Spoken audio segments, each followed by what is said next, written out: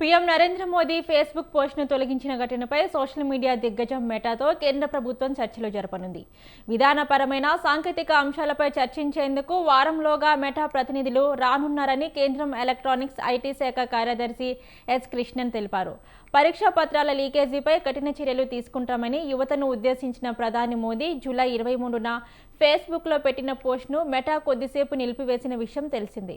ఆ తర్వాత సాంకేతిక లోపం కారణంగా జరిగిందని పేర్కొంటూ క్షమాపణ చెప్పి పోస్ట్ను పునరుద్ధరించింది.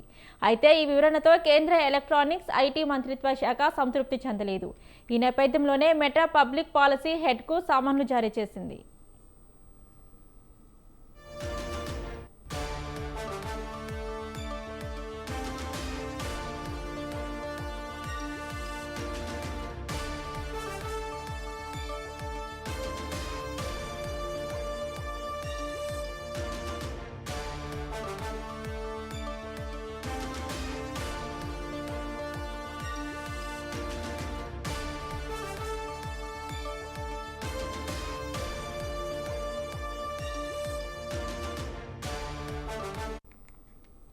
ఈ ఘటనకు దారితీసిన కారణాలను వివరించడానికి తమ ఉన్నత స్థాయి బృందాన్ని పంపాలని మెటాను కోరామని ఎస్ కృష్ణ అన్నారు.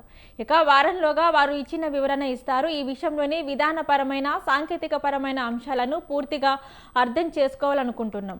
ఇక భారత్ ఆందోళనకు అనుగుణంగా వారు వ్యవహరించాల్సి ఉంటుంది. చర్చించేందుకు తమ వద్ద చాలా అంశాలున్నాయని స్పష్టం చేశారు.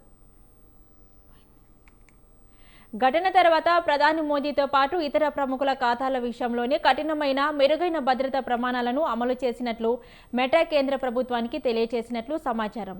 ఇకపై ఇలాంటి ఖాతాలపై ఏదైనా చర్య తీసుకునే ముందు కనీసం 2 సీనియర్ అధికారుల బృందం సమీక్షించాల్సి ఉంటుందని మెటా తన నివేదికలో పేర్కొంది.